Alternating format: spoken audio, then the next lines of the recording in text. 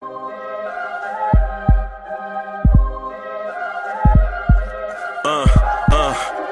rank where the view is nothing less than phenomenal. For how I express and project from my abdominal. The only view better, both my daddy and my mama know. No living parents, my sons give me balance. My wife is my serenity, this mic is my identity. The world is foul enough, that's why I write without obscenities. Provoking danger with broken language and spoken anguish. Begging to get hurt, why would you ask to go through changes? Yes, Lord, life's a chessboard, master the angles.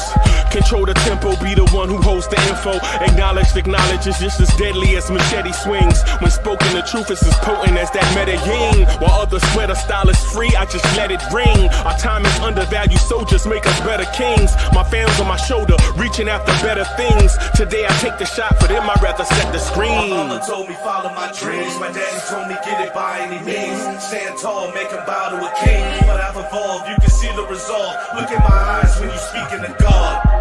Life and for those who be caught up in using what I was called with the muse. I guess they call it proving I'm more than an artist. Penciling out my darkest while stenciling out a harvest. And storing what gets me from A to B, just like garages. Instrumental with collages. Envision what I've been drawing. Broadway to give you rhythm like the great Lena Horne. Soul bent on, found comfort in the storm. Find peace and on when you see them others perform. Organized chaos, outcasted like hey ya.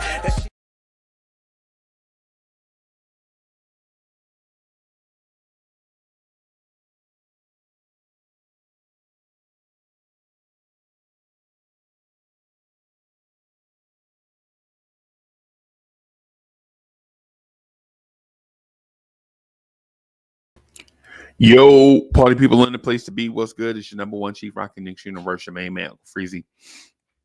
Welcome to the premiere Knicks in the Nighttime show, the Knicks at Night podcast. Kerry Cox is in the building. Salute, my brother. What's good, everybody? So we're gonna come through and just rock the spot for a little bit. Talk about what happened the other night, maybe in a little more detail.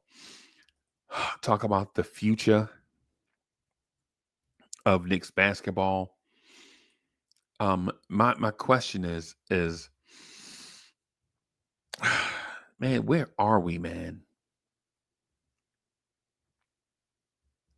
Chat, where are we with Knicks basketball, man? I'm frustrated to a certain extent.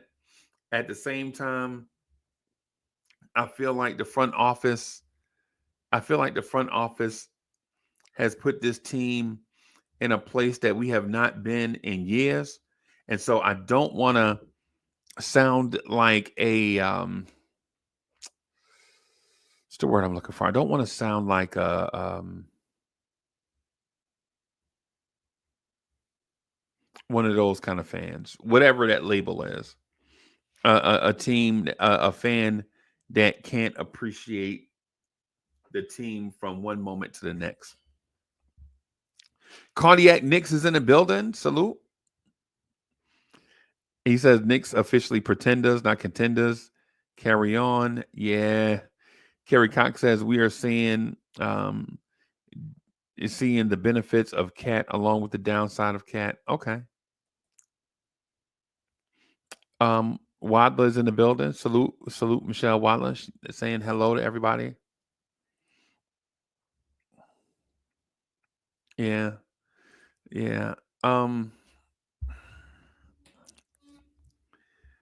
I said it the other night, man, and I don't want to make it seem like it is if I'm looking a gift horse in the mouth. I'm not. I don't want to make it seem like I don't appreciate Knicks basketball, because I do. I honestly believe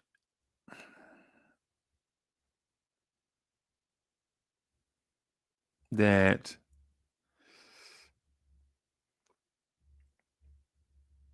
this is Tibbs. And I like him. I like Tom Thibodeau, man. Did I like him initially? My relationship with Tibbs goes up and down. I wanted him to be the coach. I didn't want Kenny Atkinson when we were doing a coaching search. I wanted Tom Thibodeau or Lionel Hollins. That's who I really wanted in the beginning. Y'all remember for anybody, any of the old dudes in here, any Kerry Cox. I'm gonna point out Kerry Cox. So for the more seasoned crowds, y'all remember Lionel Hollins from playing for the Portland Trailblazers a long time ago. Him, right? East Blue Drew is in the building, right? Um,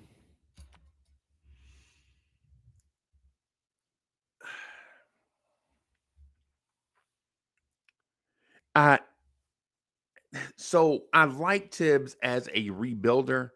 I always looked at him as a Moses and not an Aaron, right? Yo, hey, East Blue Drew, Amazon can make everybody look like a rapper, bro. And yo, Amazon got everybody looking like rappers out here. Yeah, man. Yeah, man. Um,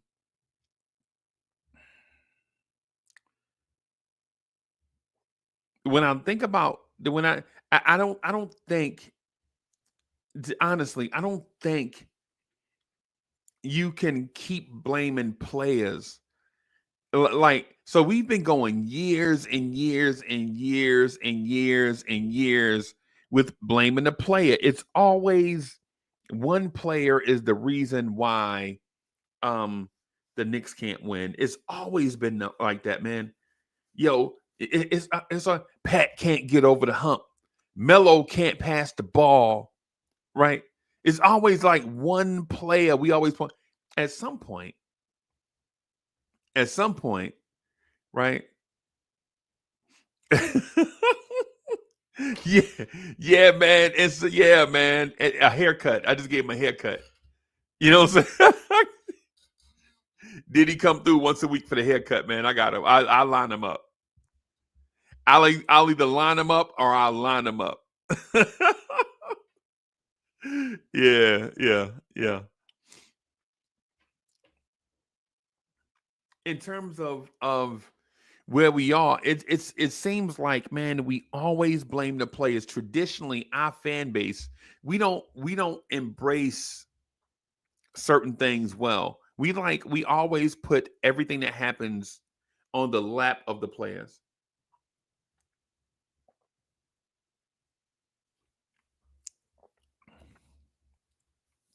Right?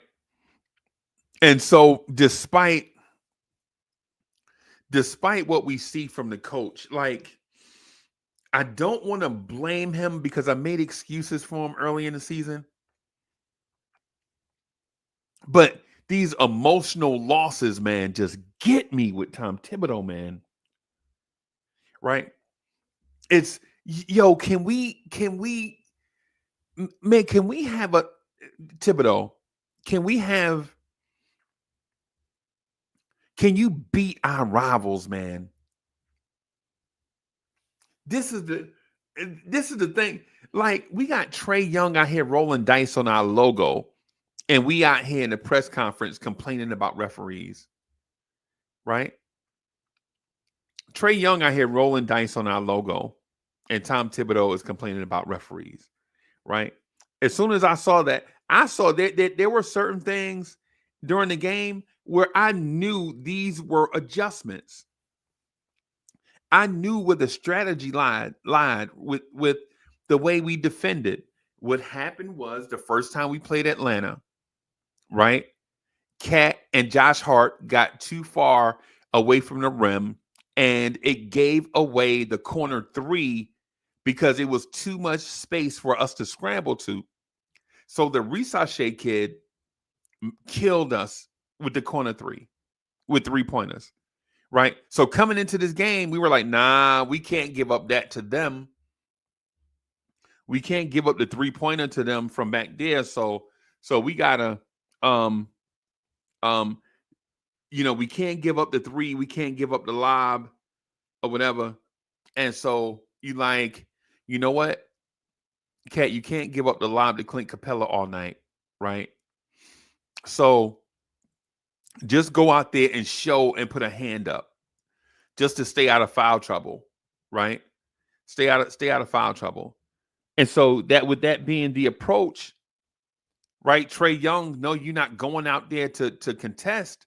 He just threw up the little floaters over the top of Cat. And what it makes it look like is that Cat is at fault when it's not really that. It's the defense fault.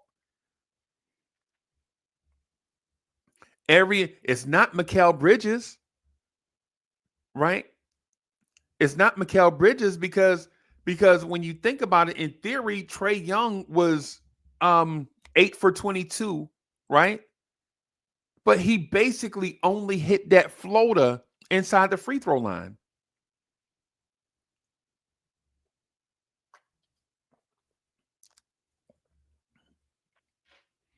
You didn't hear much from Clint Capella scoring.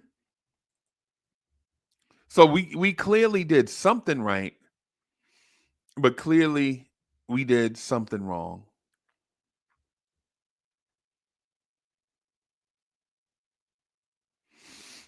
So we did something right, but we did something wrong.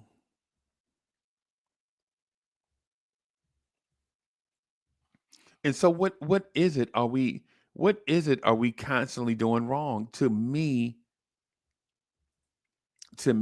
it's Tom Thibodeau is not at his best in games that we value. Like our rivalry games. Tom Thibodeau is not at his best. For Shizzers in the building.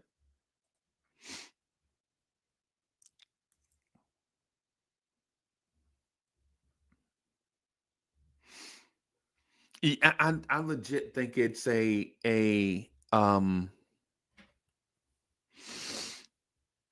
we don't get our best efforts in these rivalry / big games /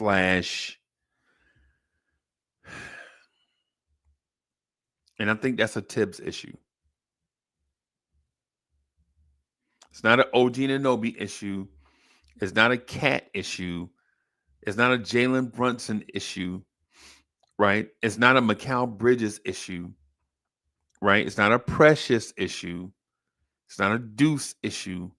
It's not a Cameron Payne issue. It's not a Jericho Sims. You see where I'm going? See how you can point the finger at a lot of people? But you could point the finger at a lot of people, but why not point the finger at the leader of those people? Right? You the boss. You the coach. You the coach. That Atlanta game, those guys played their hearts out. They faded in the fourth quarter. Right? They had no juice left in their legs in the fourth quarter. Do we blame them for not being in condition? Those dudes didn't have juice in their legs in that second half. Is it them? Is it the player? Should we say these dudes need to get in better shape? Excuse me.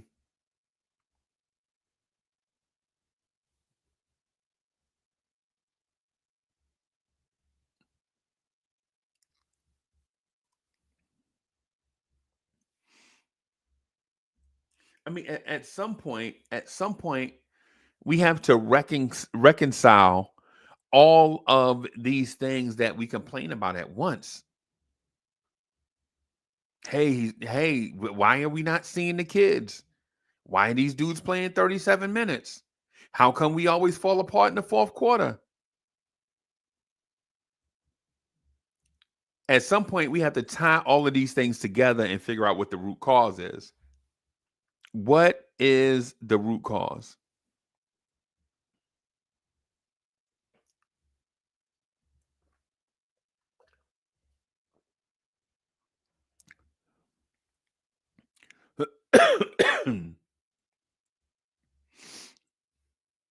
Clearly, the root cause is the person pulling the strings. I'm not mad at man. We're 15-10. I think our record is what, 15-10. I'm not mad. I'm not mad at that.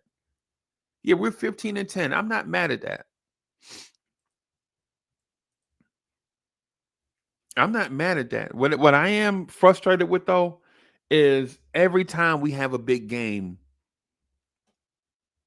we leave the game with excuses. We play the Dallas Mavericks on a Friday night, right? We play the Dallas Mavericks on a Friday night. The whole world is watching and all of that stuff. We go out there with flat lay egg. Dallas just wash us up in front of a national audience. And we're like, yo, man, Mikal Bridges is soft, man.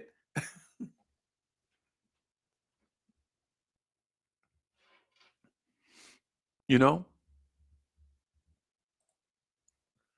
Mikal Bridges is soft, man. Mikal P, what's good, man? East Blue Juice said, and they had no Luka. And they had no Luka. And we just go out there and get washed up. Play Boston on opening night, ring ceremony. The entire sports universe is looking at us. And we go out there and we're clueless. We're good. We don't have an answer for nothing. Boston is getting whatever they wanted. And we're like, yeah, we just got together. We just got together, man. We need some time to gel, man.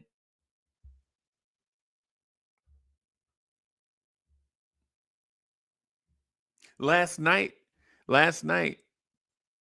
Atlanta got 22 offensive rebounds.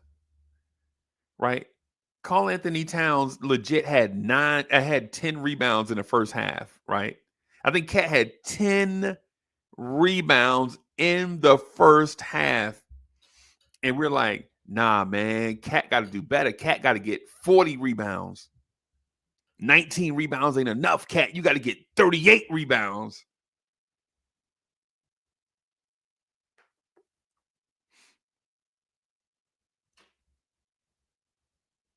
It's a thing, right?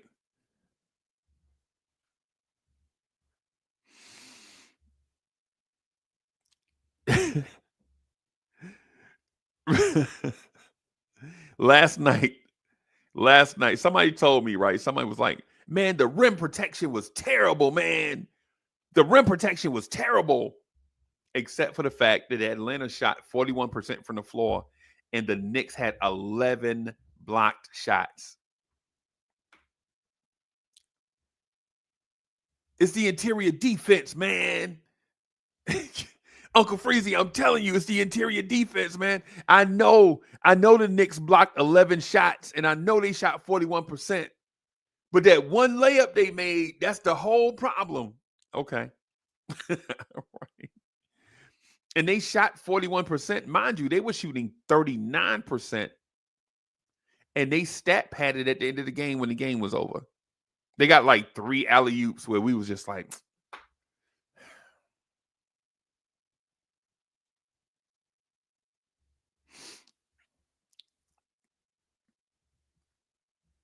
Atlanta didn't shoot good from the floor. They shot 41%. They were shooting 39 point something percent from the floor. And people were hitting me up like, man, the defense sucked, man. Karl Anthony Towns should have grabbed 52 rebounds last night, man. He only had 19. What do you want, man? 19 rebounds, 3 block shots. I mean, what?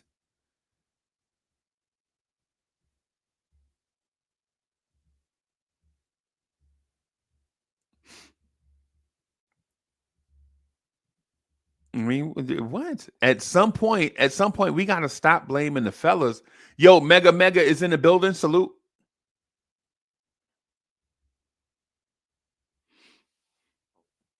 At some point, the boss has to be accountable.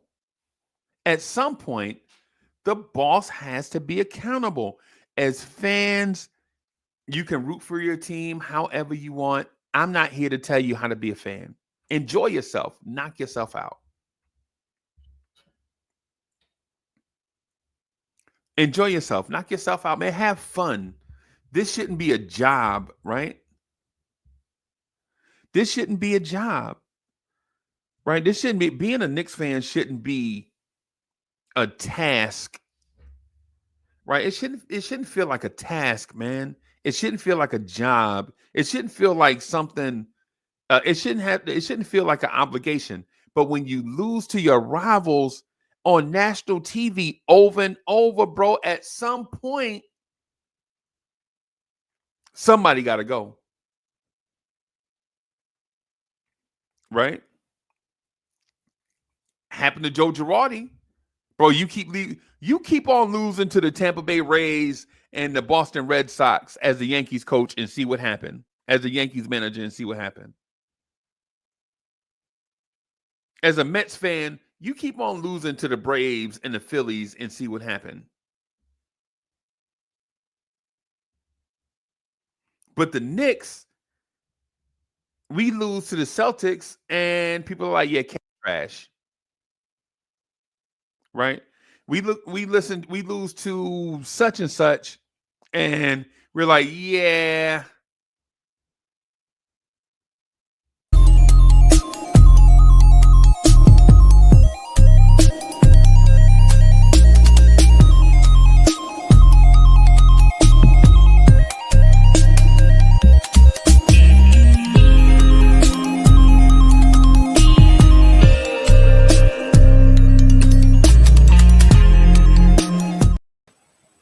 Yo, What's up, Freezy? what's up, boss? We bashing Tom Thibodeau tonight. What we doing? No, I'm looking for a person to assume accountability. Oh, Like, like whether a player or organizationally. somebody assume accountability, right? You know how people after a game they tell you, yeah, I made that mistake, I got to do better, and such. They tell the press that after the game, but they really ain't saying it. That's really what you just tell the press so that you can move on and get in the shower, right? Like, yeah, we have to do better as a team. We have to play better. It just, such and such happened to us. We just gotta communicate. And then you I hear that same excuse 35 times during the year. But nobody accepts accountability for this thing. I it's been very rare that you've seen Tibbs be like, I didn't get the guys prepared well enough tonight. I didn't make the right decision. I've seen Brunson be like, I gotta be better, which is super cliche for him. Yep. He never really goes in depth, but he says, I gotta be better. And then usually he comes back around and fixes whatever it is that he needs to rectify. Then there are times where guys need to take more blame. I think Josh Hart did it on that foul. Remember the one he got on Kobe White? Yeah. He, Yeah. he attempted to take accountability. He was like, I should have never been there, or something to that effect. Right. But for the most part, we don't really do that over here. Like, we don't really take accountability or take blame willingly anyway. Right. You gotta put guys to the feet to the fire for them to just take blame for anything. Yeah. Salute to East Blue Drew. He says we got to play some defense. Hey, East Blue Drew, bro. They were shooting 39% from the floor until that little stat pad at the end where they were just throwing lobs and nobody cared. They got like I think they got like 3 or 4 lobs or dunks at the rim when the game was over. If it wasn't for that, bro, they would have shot under 40% from the floor. I mean, They didn't even get that many second chance points either. Considering they had 22 offensive rebounds, they only had 13 second chance points. right. That number is never supposed to be in that ratio. You know what I'm saying? Because So a that basket means, is 2 points and an offensive rebound is 1 point. So if you get an offensive rebound at the rim, in theory, if you get the putback, the 2-to-1 ratio was. I said the 2-to-1 ratio and put up 2 pieces. The 2-to-1 ratio is in place, right? So in order for them to get 13 second chance points off 22 rebounds, that number should have been 30. yeah. I'm thinking if we are this top flight offense, 108 points we're supposed to win 9 times out of 10. We're supposed to win by 15. Comfortably. Yeah. That offense was just problematic, very, very, very problematic. Yep. Yep. And you know how I feel about teams putting stuff on tape. So we have two things on tape in the last two games. The back screen on OG Anunoby, we're going to continue to see that. We're going to continue because if that works in order for you to get OG Anunoby off of your offensive player, teams are going to do that. And to OG's ability, like OG likes to roam off ball. Like he'll see like an action happening and he will cheat, like try to get a strip behind the play or get deflections. And teams are trying to exploit that by going backdoor on him, right? And while he is an amazing defender and he generates turnovers and steals, that can get him in trouble sometimes. Like there were like 2 or 3 times in that game where they caught him backdoor where he was cheating a little bit. They caught his hand in the cookie jar, so to speak. Right. And they got him that way. But sometimes he has to play like that in order to make our defense as effective as it can be at times. Right. So I don't want to just completely eliminate that. I think there's a time and a place for him to do that. Yeah. Yeah. Elite defenses have to be that complementary piece, right? Like, for instance, I like to use the Baltimore Ravens, even though it's a different sport. But in order for Chris McAllister, Dwayne Starks, and Ed Reed to thrive, Haloli Nada and T Sizzle has to do a thing up front, right? They have to do a thing. They have to do these things up front. And so with our defense, regardless of how many things we deny on offense, deny pass, deny the dribble, deny the shot, box out, all of those things, without the occasional block shot, steal, turnover, charge, it's too hard to do all of those things consistently throughout a game, right? Denying all of the, there was a no-name Jets defense back in the day. They had a No name. Yeah, they had a middle linebacker. I think his name was like Byron Scott or something. And so on that defense, it was a very good defense, right? Occasionally, they had a corner that would pick somebody off and get that defense off the field. Mm. And so that's what the Knicks lacked yesterday somewhat. Like we couldn't turn them over like we could have, which would have led to easier attempts at the rim. If y'all, I'm not saying live and die off live ball turnovers. What I'm saying is it adds up, and it puts that doubt in their mind where I can't just have this free flowing offense and I'm comfortable with the basketball because I know they're not going to be out there causing havoc, getting deflections. And then once you plant that seed in their mind, they're not going to be super aggressive offensively. They're going to be a little bit tentative. Like you even see our offense, it slows down once teams start getting deflections. So we're just like, okay, we're going to slow it down and take care of the basketball. Yeah. Well, but they were comfortable that whole second half.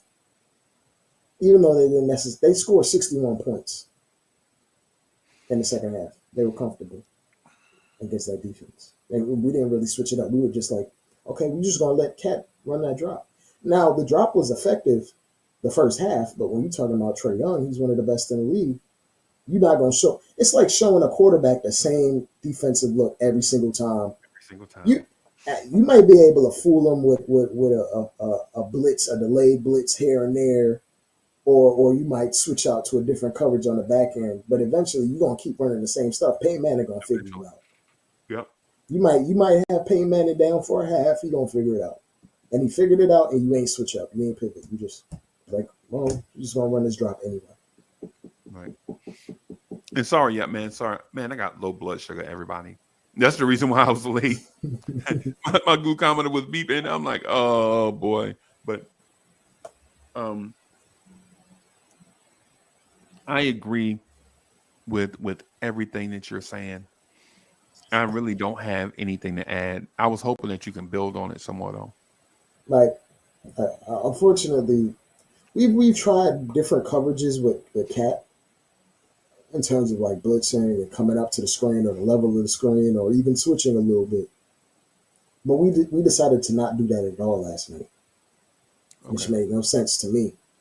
Like, Right. how do you try all these things the first 24 games, and then you see the team has figured you out, and you don't even attempt to switch it up at that point. You just gonna live with it. And in Tibbs' mind, he looks at the end result being 108 points. But I'm thinking in the long run, the next time we see them, if we play that same defense, they're gonna score 130 because they dropped us. They dropped 61 in that second half. Is this the answer? What King Embert said. Shout out to King Embert. Is that the Bronx? Is that the Bronx behind you, King Embert? Is that the Bronx behind you? Is that does that look like? Is that Bronx River? Is that Bronx River behind him? Yeah, Dre, you see that? You see the picture? Is does that look like Bronx River? Right? I think that's Bronx the River. apartments look like it for Yeah, sure. yeah, that's what I'm. Oh, he said Queens get the money. Okay, salute, salute, salute. Okay, okay. So the comment that was made was, start Precious, bring Josh Hart off the bench. I don't think that's the answer. I don't Because think. you start we how we started out. We have the capability to play defense at a very comparable or high level. I think the issue was the rebounds, but how much was it the issue if they didn't score even on the second chance points? All they did was have like more time of possession with the ball, but they didn't really necessarily score.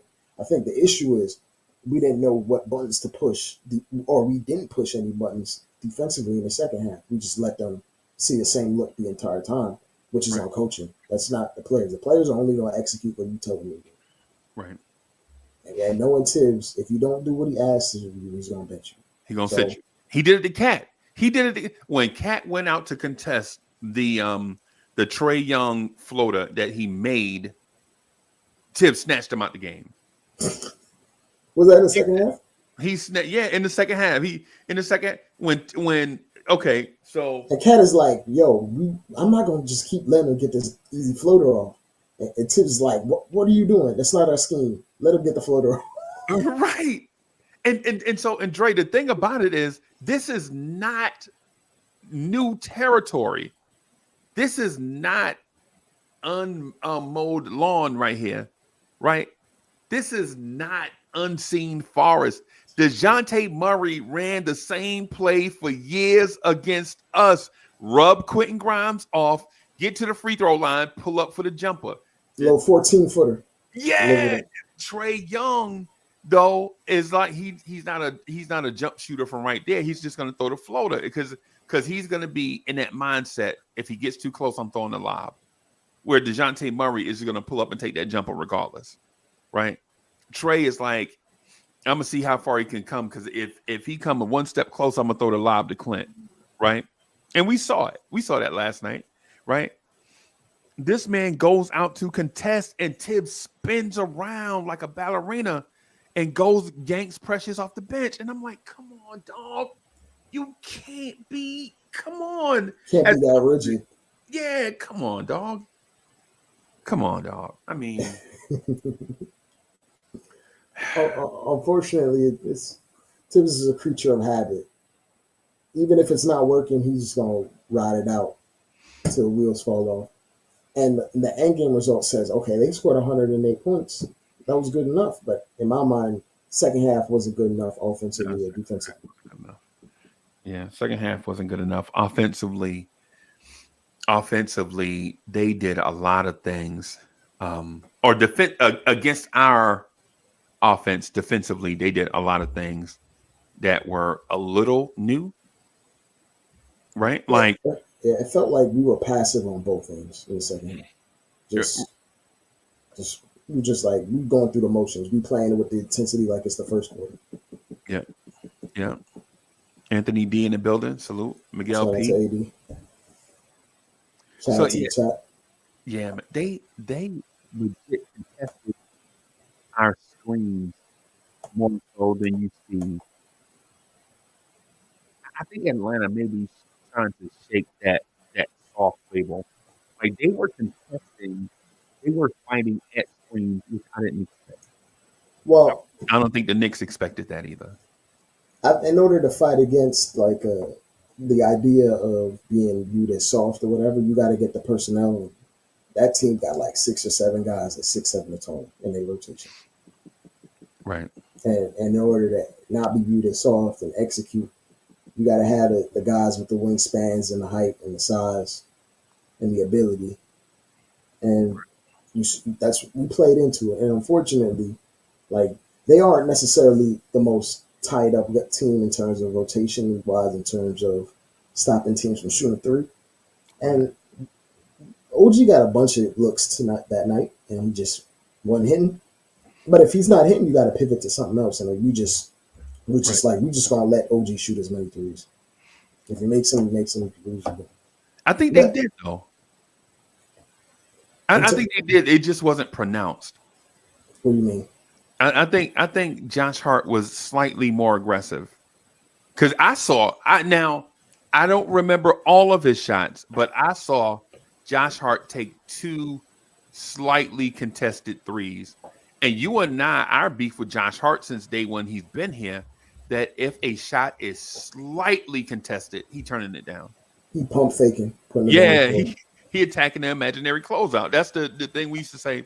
So, but I wasn't mad at him. It was just OG couldn't hit that night, and then we instead of our top 10 player being aggressive and assertive, and our coach drawing up some stuff to give him some looks and then some confidence, we just let him drown out there, and he couldn't really do much. And to give Atlanta some credit, like that Dyson Daniels kid is probably the best defender in the league. Probably the best defender on Brunson, period, as an individual. Yeah. Maybe not as a team defense, but as an individual, he's definitely the best.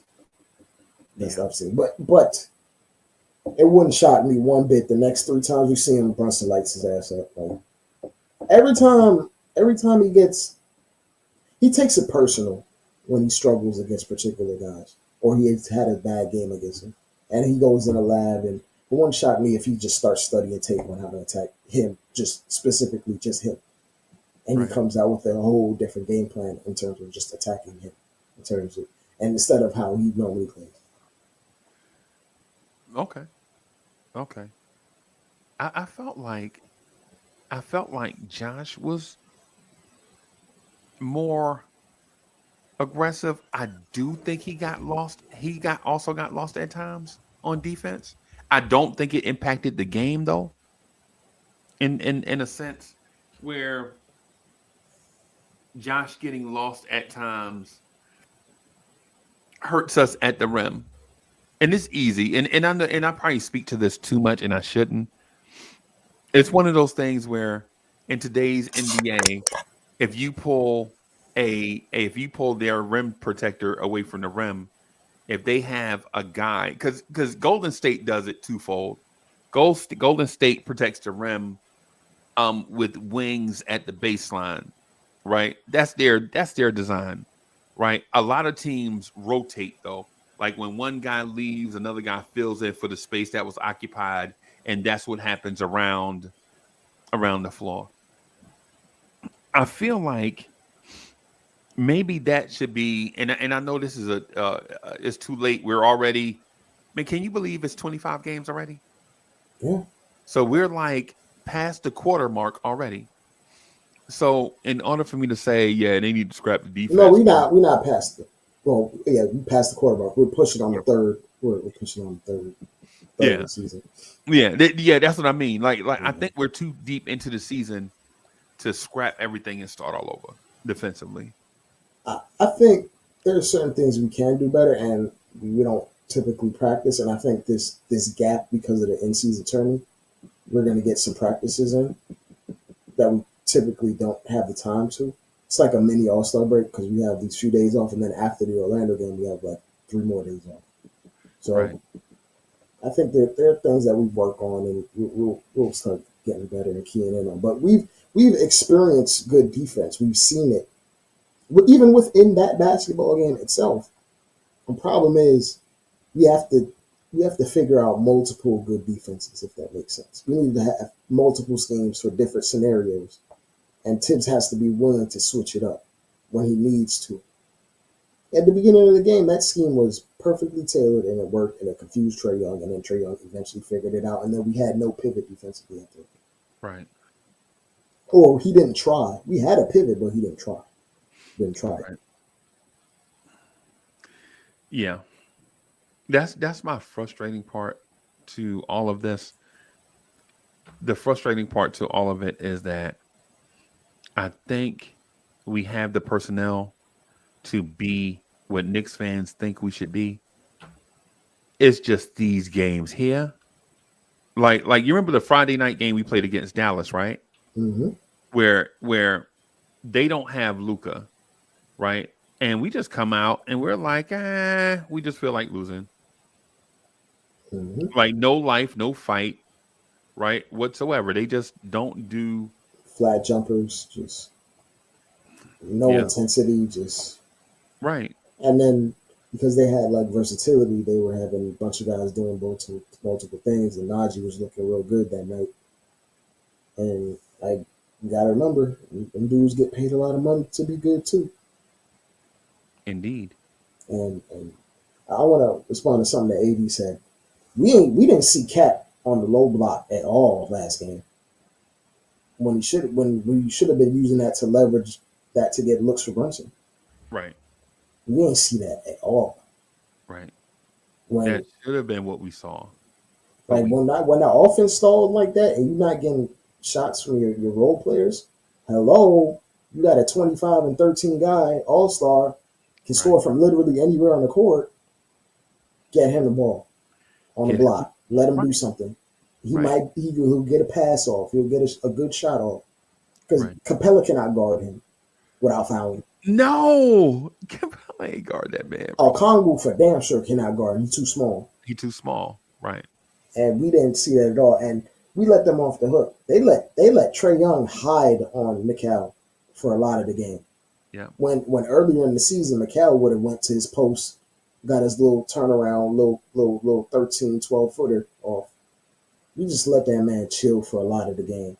And other teams don't let Brunson chill, so why are we letting them off the hook? Right. Right. I just don't think we were focused, or the coaching wasn't focused enough that night. Because I don't think, I think we gave them. Sometimes players are good enough to play, but sometimes you need blinders. And I said this last night. They need a directive. They need agency. They need to know what to do specifically on as far as the game plan, especially in the second half adjustment. Right. And when Tibbs had a bunch of timeouts, this was one of the few times Tibbs just let the game run with no timeouts. Yeah, I want to speak to that real quick. Let me bring my guy up first, real quick. Yeah, look out your window. Knicks fans is on your block. Y'all know the Knicks run the city. Pull them shades back. Look out your window. Look down there on the block. That's Knicks fans right there.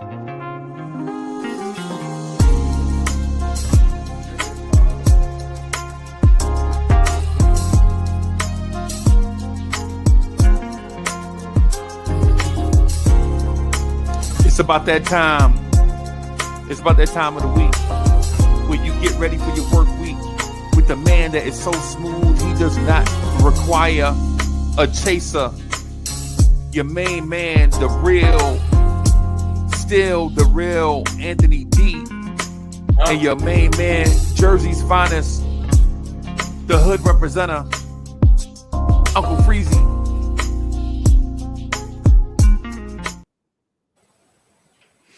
Hey, what's good, boss? I really wasn't going to come on tonight. Salute, Eddie. I'm under the weather.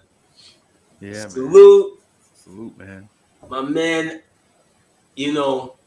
Godson and still son, Ike BM Dre, and all of that. He sent out the bat signal. He wanted me to address that cat situation last. That's what it is. That's what it is. Because I was texting Freezy could tell you I was texting. Right. Here's my thing. And salute to the chat. Good night, Nick Nation. Y'all know what it is. Enough with the pleasantries. Let me just roll right in and roll right out.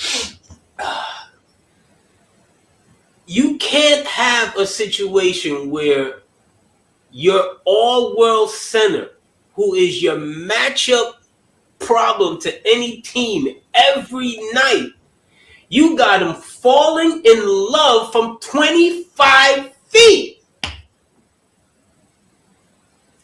And when he does decide to collide, it's him gonna bang knee, shin, ankle, thigh, everything. He's gonna throw himself in there instead of maybe we set up some cross screens from either side of the floor and get him on an angle in the post. Dear God, I saw him literally. I don't know if it was him, Tibbs, Brunson, whoever the guards were. It was like at times when he would be in either of those pinch post spots, he wouldn't even ask for the ball. I'm like, God, what are you doing? You could still see any side of the court. You could still make the right play once you hit a couple of those and they start doubling you, okay? You can still pass it out to either side of the wing for those guys to get easier shots. I like OG. I wanted him here. Love Bridges. Wanted him there. They're not better offensive talents than Cat. AD, you know what's funny? Brunson and Cat combined for 30 shot attempts. They should have had 35. They should have had 40 between the two of them. They should have 40. They had 15 and 15 apiece.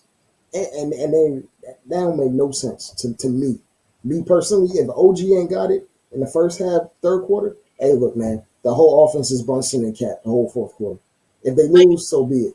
You go away from that beautiful two-man game that you've been cultivating these last, 10, 12 games.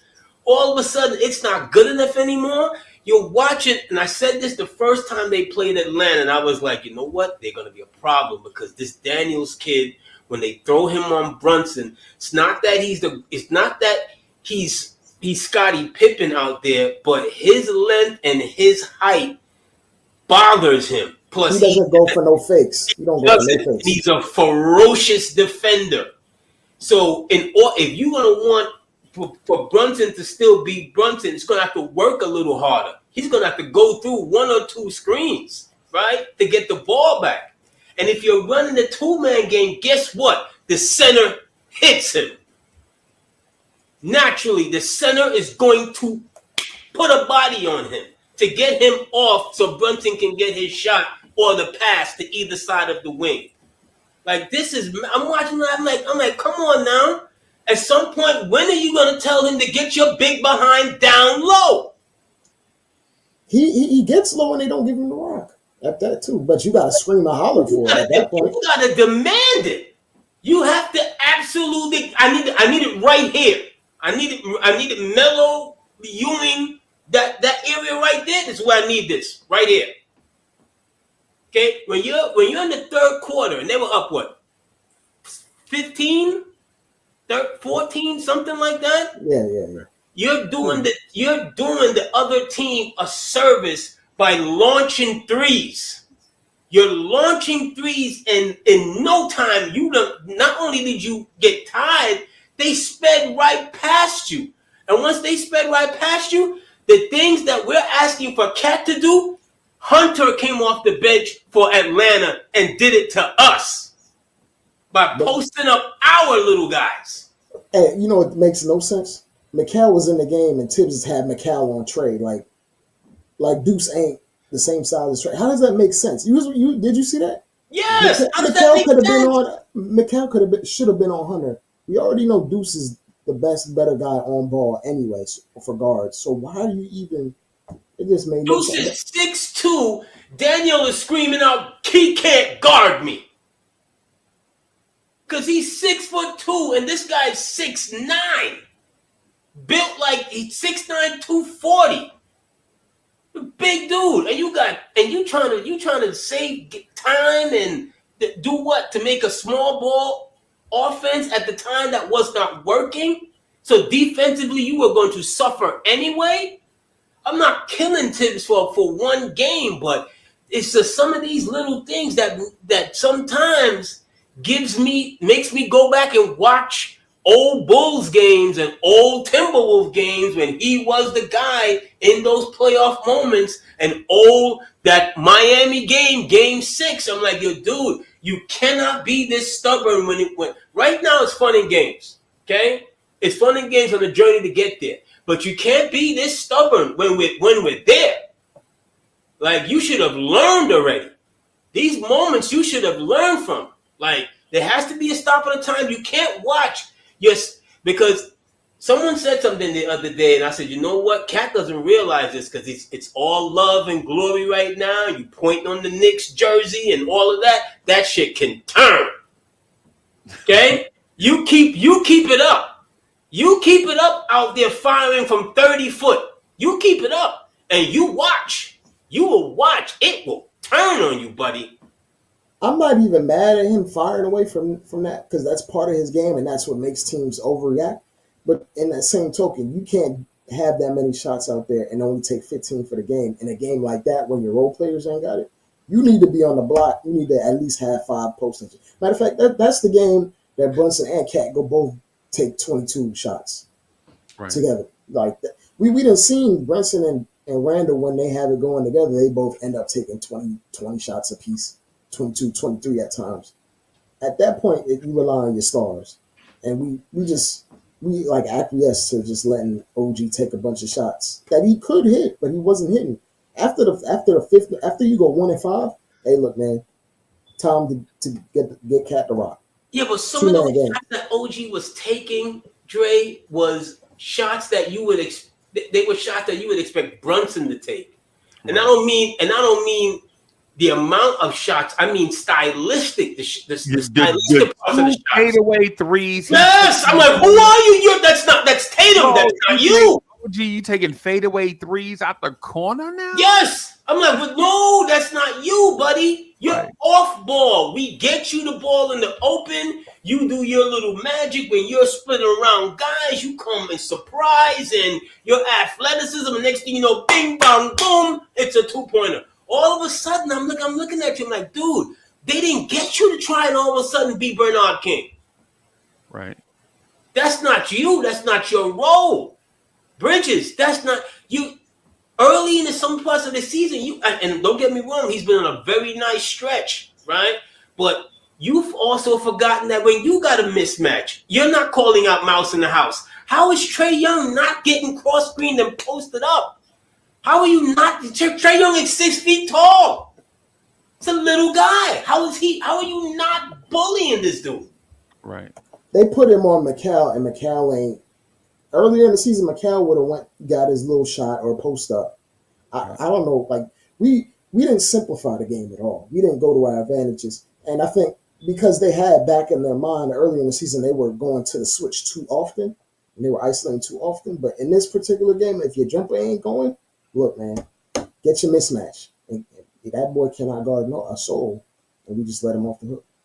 There's nothing wrong with these 30 assist games, and it's beautiful. You're sharing the ball, but there's some times where you got to bump that, okay? There's sometimes where you're letting Quinn Capella off by letting him start his defense above the 3-point line.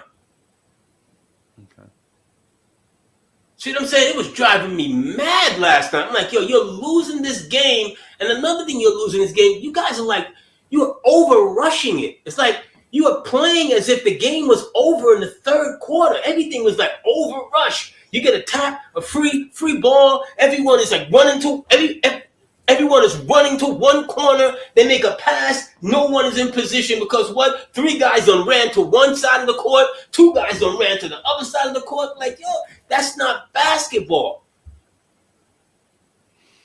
It was happening way too many times. Like, you're trying to make the perfect pass. I think they had like did they have 7 turnovers in the first quarter or the first quarter and a half? Yeah. It felt ugly. It felt rushed a lot of times. Like this. Don't get me wrong. I like Atlanta. They got a nice team. They're gonna be a problem to somebody. To somebody, they're gonna be a problem to come playoffs, because they will be there. But it wasn't the kind of game where you should have lost last night, especially if you were using your tools the right way. At that I, point, like yeah, look, I don't know. I don't we know. we got two top 20, 15 players, and both of them do 15 shots in a full game that they played damn near 40 minutes. And again, they were behind. And again, they were behind a lot in the second half. How are you not getting shot? But here's the thing. Here's the thing I would just wanted to say to AD about that point. Man, Atlanta ain't nobody, bro. I'm gonna just say Atlanta ain't nobody. Milwaukee is hot right now. Not to our expectation. Remember our expectation. If we remember what our expectation was at the beginning of the season after the cat trade, our expectation was not to play down to teams that can't figure it out. Like the whole matchup thing, styles make fight, all of that. Boston don't have them type of problems, bro. And just a couple of months ago, we thought we were in that Boston class. Now, somebody smart said everybody has a plan until they get punched in the face. AD, somebody smart said that, right? I can't remember who it is.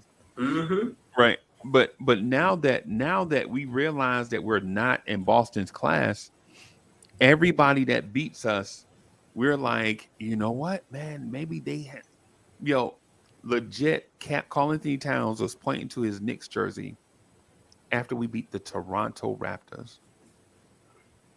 The Raptors, bro. I think he was doing that more so because he had never beaten them before. he had never won a game up in Toronto before. But bro, they're the Raptors, bro. They might get Cooper Flag in June, bro. We don't know, right? We don't know, right? They play teams, they play teams that tough or whatever. Come June, bro, these teams ain't gonna be around. In my opinion, when you're talking about the creme de la creme, because here's the thing, there is only a certain amount of cream that can be at the top. Either it's Atlanta or it's us, right? We're talking about Atlanta being a scrappy team. Okay, I get it. They're scrappy. Atlanta doesn't have top 20 players at every position. The Knicks do, right? The Knicks do. Depending on how you feel about Jalen Brunson, right? Depending on how you feel about Jalen Brunson, depending on how you feel about Josh Hart and OG and Mikal Bridges, the Knicks basically have a top 20 guy at every position.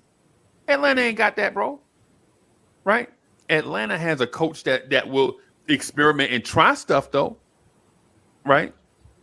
People have been texting me like, Uncle Freezy, why you mad at Atlanta? Atlanta's good. Nah, bro. You're not going to tell me that Zachary Risachet is comparable to OG Anunoby. You're not going to tell me that Trae Young is a better player than Jalen Brunson. Because if these are indeed facts, we have to reassess how we feel about this team. Right? Are we legit saying that Dyson Daniels is a better player than Mikal Bridges right now? Is that a conversation? Because if Dyson Daniels is a better player than Mikal Bridges, then why did we spend all that bread for him? Hold on, Freezy. So your mic is going in and out. My mic is going in and out. Now you're clear. Now you're clear. Now you're clear. Okay. Yeah, man. Yo, it's one of these things, man. Like, I think the conversation is getting a little bit ahead of itself getting a little bit ahead of itself, right? I think as Knicks fans, instead of us thinking like, hey, man, this is a player's problem, maybe we should start thinking this is a coaching problem, not a long-term coaching problem, right? Not a long-term coaching problem. I'm not saying that Tom Thibodeau is a bad coach, but we saw the OKC coach take less and do more and was impressed by it, right? Like they had one good player, a couple of young players, and they still were scrappy, right? Now that they have weapons, look at what OKC is doing. Tom Thibodeau has the most talented starting five he's ever had during his coaching career. And we're playing, I think, what are we playing? Like 56% basketball? Like our win percentage is what, like 56% or something like that? 57%? And this is the most talented starting five he's ever had? I think we have to start looking at other things, man. I'm not ready to say OG Anunoby is lazy. I'm not ready to say Cat is soft. I'm not ready to say Mikal Bridges is soft. I'm not ready to say Jalen Brunson is overrated. Right? I think we have to start looking at, hey, man, is this coach pushing the right buttons? Respectfully to him, too, by the way. I'm not trying to throw him under the bus. I'm saying, is he doing the best he can do with this team? And just like Tibbs is a human being, just like anybody else, everyone has preconceived biases and notions on how the game is properly optimized and what should be prioritized. And maybe it's not ideal for him at this stage with this level of talent, because if it's anything that he's ever been, he's been the guy that rehabs your franchise. He's never been the guy that takes your franchise over the top. He only has 3 conference finals wins, and he's like pushing 70. At some point, it's like he's a good coach, but there's clearly levels. And to this point, you don't even have to get a coach better than Tom Thibodeau. You just might need to get a coach that his game plans or schemes aligns with the talent set better. Where Tibbs might take a team built a different way further than with a lesser coach. Like I'm not going to say Mark Dagnall is outright a better coach than Tom Thibodeau, but I will say what he preaches fits to a T what his team is actually composed of, like the talent wise. It's why you see, like, if you adjust to era, OKC has like the second best defense ever, if that even makes sense. If Right. you're talking about rating and all these things. So what the coach aligns with and what the player and what the roster is composed with, you have to mesh those things together. And if you don't, it's kind of like you're trying to raise the ceiling, you're trying to raise the floor, but can you get to the ceiling? Can Tibbs get this team to a ceiling? Ultimately, I don't know. I'm Yet to not- be seen. We hope. I want to show y'all something too, man. I don't know if y'all can see that. I got a bunch of stuff on it. Yeah, So- we can see so- it. Yeah, see, this is what I was putting together while Dre was showing his thing. This is what the Atlanta Hawks starting five did last night, scoring wise. This is what they did. They shot 38% from the floor and 22% from three. Right, they were 4 of 18 from three.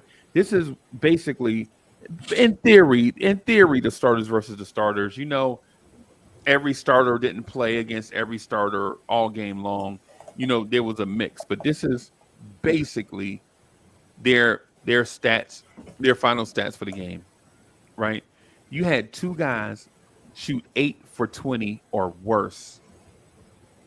Is that a defense issue? You have 1 guy go 1 for 8. Is that a defense issue? As a whole, no. For the whole game, no. But Right. the offense was extremely problematic. Yeah, this is what I'm saying. What I was gonna get what I was gonna get at is if this is what they did in theory against our starters, then how can we say the defense wasn't up to par, basically? And for those doing the calculations, I used the spreadsheet to do the percentages, man. I didn't do this in my head, man. I just put the formula in there.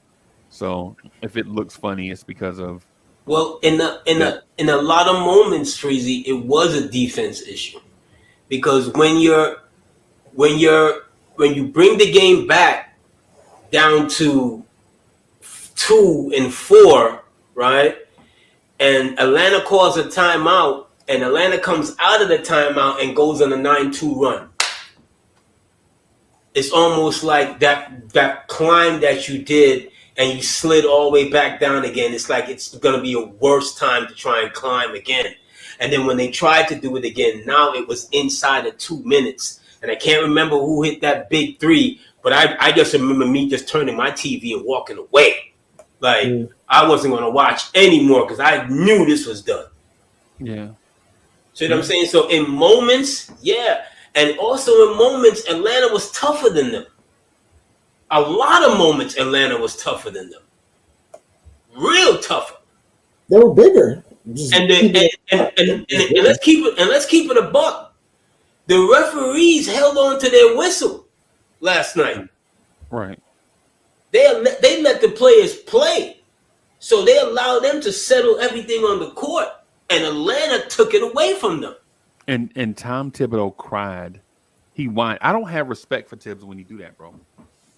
I don't have respect for Tom Thibodeau when he do that, because there were adjustments to be made in game. Yes. And instead of pouting about the way that the game is being officiated, he didn't make an adjust. He didn't adjust. He thought are the referees going to adjust to him? No. I don't think you can do that, bro. No, you can't. I don't and the whistle is there for either side. And if the refs are holding on to the whistle, you can't get mad at that. That means they're not giving you a blind. They're not giving the other team a blind. So they're letting you settle it on court. And your guys and your strategy was not up to par. do it harder. Do what she was doing, but with more force. Yeah. Multiply it. And y'all know this from a basketball sense. This is the thing. When your offense is not working, right? Chat, y'all know this. Y'all might not know the term, but you've seen it, right? Chat, y'all might not know the term. I'm saying as a whole. I'm not saying, I know a lot of y'all are hoop heads and you do know the term, but I'm saying there may be some that don't know the term. When your offense is not working, invert the floor, right? You're attacking from a certain place. It don't work, right? Invert the floor. I think y'all alluded to it. Our cat jumper not going, your OG jumper not going. Instead of keeping pop shotting, invert the floor. Flip those guys and put them closer to the rim. That's what invert the floor means. Whatever's not working from the outside, try using it on the inside. Invert the floor. Put cat at the rim. They were just some shots that I like Cameron Payne. He brings a nice energy off the bench. But when I got Cat in the game, okay, I don't want to see those wind-up threes with Cat somewhere on the wing somewhere, not even touching the rock. Right. That's like we didn't bring you here for that, my guy. You're not a star. You're a role player. Get the ball to the star. Right. And he did that a few times. I'm like, this is one of the things that drives me mad about the three-point shot, okay? It's so easy to rush to it because it can bring you back by just one more point instead of settling for 2 and maybe another 2 and play some defense and maybe another 2. Then maybe if there's a good 3, you take a 3. Hey. Some of his threes last night just made no sense. Campaign? Just made no sense. He's one of those guys, unfortunately, out of our best, we don't have that much production, so he feels like the onus is on him, and Tibbs has put the battery in his back. He feels like the onus is on him to make something happen when he comes in the game. Yeah. Like, unfortunately, we'd like a more traditional scorer off the bench. I put that in quotes, like a guy that can score on multiple levels. But because we don't have that, we try to use him as the microwave, him and Deuce. But those two guys, besides shooting threes, they aren't much of a factor on most. Yeah, but you have to rein them in at some point. And I'm not even talking about Deuce, because that jumper is wet right now, and it was wet last year. But again, you've got Cat on the floor, and you're looking him off to start your windup from left field.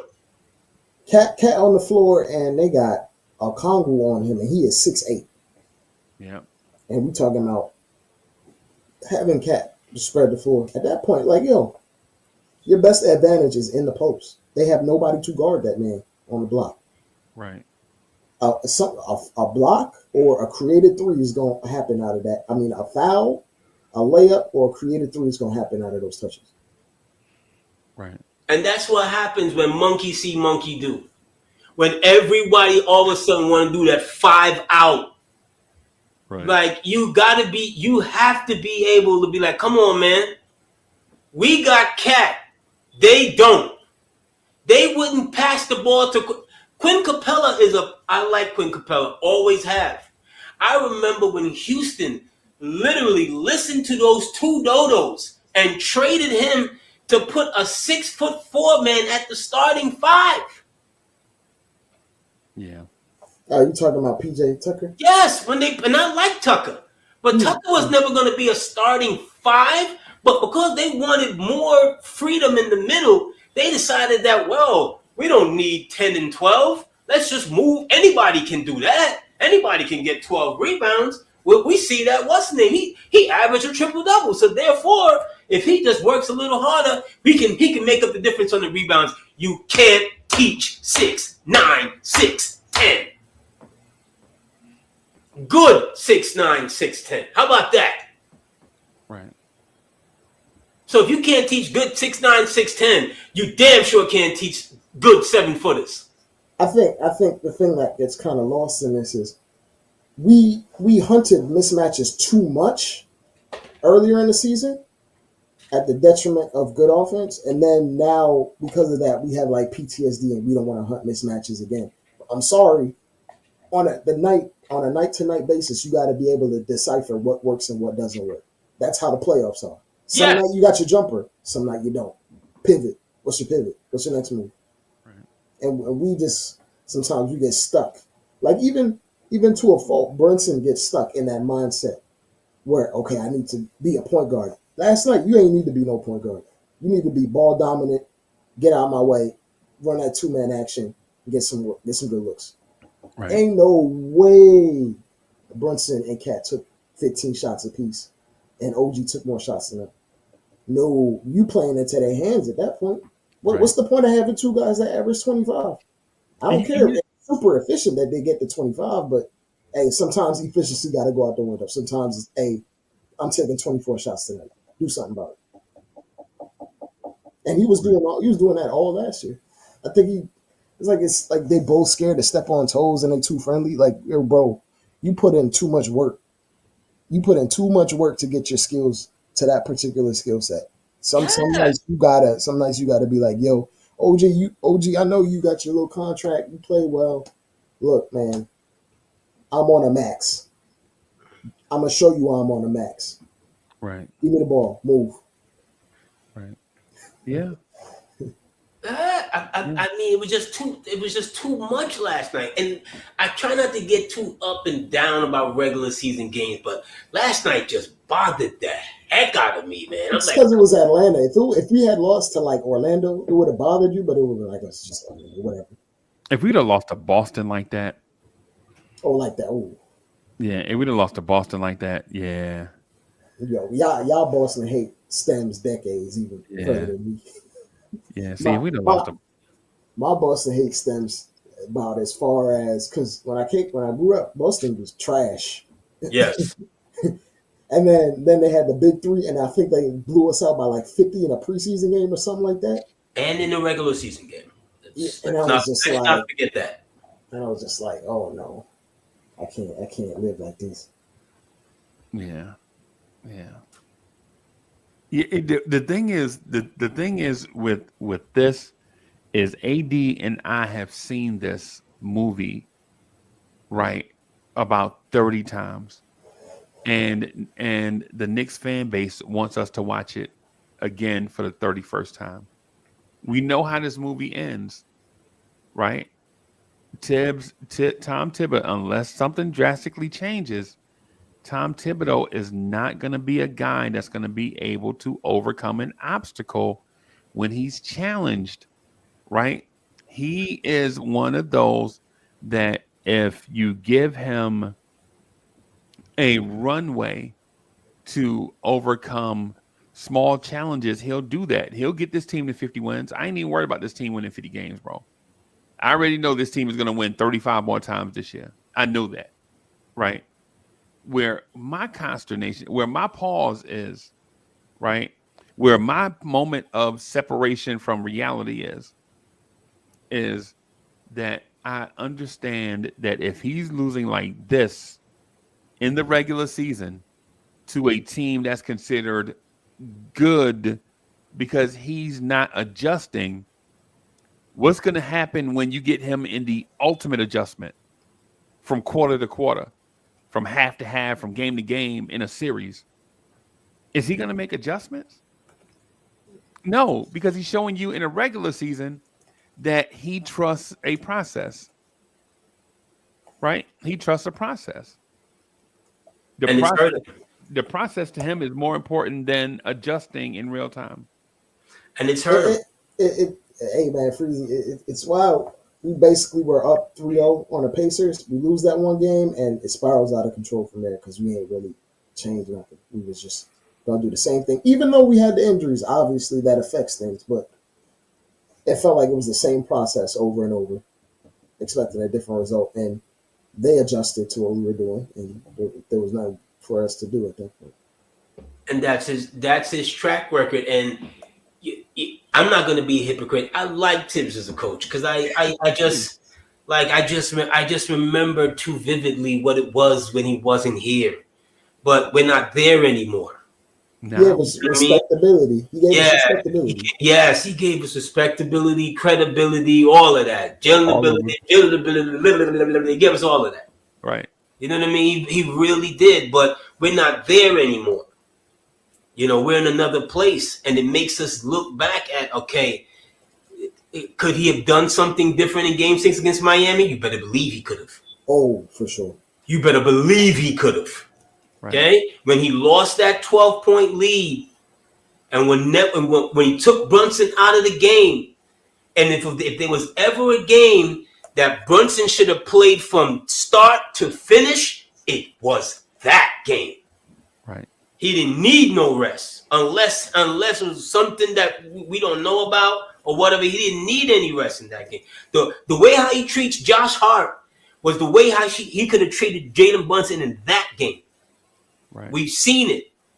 We've seen like little moments of, you know, where he'll do something like, no, this is not, you know. So do you need championship guys on your bench to be like, hey, Tom, we need to do something else?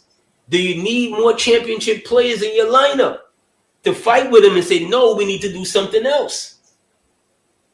You need unfortunately, you need credibility to make Tibbs budge. And unfortunately, we ain't got too many guys on this team that done been that far. I mean, McCall made it to a finals, but he's, as a role player, he wasn't the guy. Same for campaign.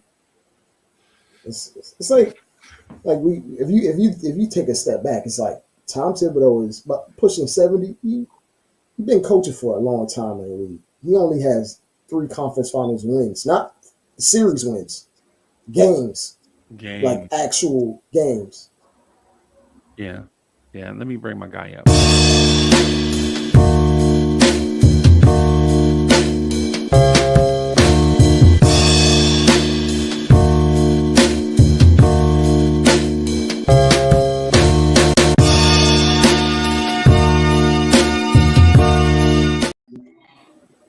Salute, peace to y'all.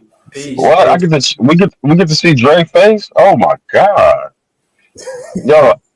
I appreciate the haircut there. You know what I'm saying, yo man? You ain't looking like what's his face no more. What's the older brother from the Boondocks? Huey? Yeah, you ain't looking like Huey no more. My man Esquire, AD. How you doing, brother? Salute, sir. Salute. No, salute to you, yo. To the OG Jet fan, God bless your soul. You been getting your heart kicked in for like 45 years. Mm-hmm. You just dust off that number 1 position that y'all got for the draft this year. You ain't gonna do shit with it anyway, so it don't matter. You better hope you get a defensive lineman. Yeah, absolutely. We Yeah. need a whole. We need a Yeah, whole so lot. so we were talking about is does Tibbs have what it takes to win to win high leverage games? I don't know. I don't know if we're at a place where I don't know if we have enough evidence of it.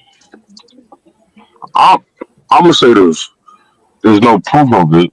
He's not how you say it, sealed like Doc Rivers or even my man what you call it, Larry Brown or my man in San Antonio. Now the reason why I bring up those two is because Tibbs is similar to both of them. You know, and if it wasn't for Tibbs, Doc Rivers wouldn't even have that jewelry on his finger. So with that said, I believe that, some situations, what I'm saying, he loses train of thought or wherewithal. I can say that. I think so. But do I think do I still think he's a decent head coach and the guy for this team? Hell yeah. I mean, he's gotten us this far, so far, and in such a short period of time with meager, outside of this year, meager type players considering. You know what I mean? I mean, sometimes you got to put some of the execution down on the players, man. These cats are making 40, $50 million. The one ain't going to step up and be responsible for what they're supposed to do. You know what I'm saying? Because all you're doing as the coach is giving instructions. Execution is on the players. So they don't really need a Tom Thibodeau. Then they could just put anybody over there. I didn't say that. I didn't say that. No, that's I not. didn't say that. I didn't say you said that. Nor was I inferring that. Right. Okay. I mean, you can say execution, but what you asking them to execute? What if that doesn't make sense for that game? Because you can say you need a guy out there to execute, but what if they're dialing up a defense to stop what we're trying to execute, and it's pointless anyway? What's your pivot? What's your change? What's your adjustment? That I'm pretty sure Atlanta. I'm watching Atlanta. Atlanta made wholesale adjustments at halftime, and we had no rebuttal. And you know what they did that was slick, Dre? What they did was they put something on tape in the first win, right? And then they came into this game showing you looks from the last game, forcing you to adjust as if they were not going to adjust, knowing that they were only teased. They only put cheese on the mousetrap, Yeah. right? They knew that kid wasn't going to score 33 points against the Knicks again. They knew that dude ain't scored. That dude might not have scored 33 points total since that game, right? But they showed the Knicks that look, and we were like, oh, no, we ain't letting him turn into Larry Bird against us tonight, right? Meanwhile, they knew they had a go-to. Whenever they struggle, just run, get Trey Young right there at the dotted circle, and for the floater. Right. And we just played that drop the entire time. It didn't even matter who the big man was. We just played the drop. Precious in their drop. Right. Sims was in their drop. Yeah. Yeah. At some point, they're gonna tell you what they're executing what the coach asked. And drop coverage was not going to work that night. Yeah, and you can only rotate players in and out of the roster so much before you got to look at the dude calling the shots. This team is not the same as it was when Tom Thibodeau took over, right? Elfrid Payton, every time Elfrid Payton shoots a jump shot, a backboard gets a Band-Aid on it, right? Right? Reggie Bullock ain't here no more. Taj Gibson, Alec Burks, Derrick Rose, those guys not here no more. We can't keep blaming the players at some point. A leader, AD, don't they say a leader has to lead from the front, bro? How you lead from the back? Come on, you just stole my line. Come on, man. Not from the rear. Lead from the front, not the rear. Yeah. Yeah. You can't. RJ Barrett ain't here no more. We can't blame RJ. Mitchell Robinson hurt. We can't blame his free throw shooting. Right. Mhm. I mean, you're not gonna be at some point. At some point, the coach has to stand up there and say, "Hey, I need to be better." Right? Like, man, blaming the refs to me, blaming the refs was the most lowbrow thing that I seen that man do. I don't care if the refs were at fault. Like even if Tibbs is such a control freak, he won't even get himself ejected. Because Yeah, if that's how you really felt about it, you should have just got ejected in the third quarter when it was getting crazy. yeah, But he wants to control it how he wants to control it. That's why he doesn't get himself ejected. right.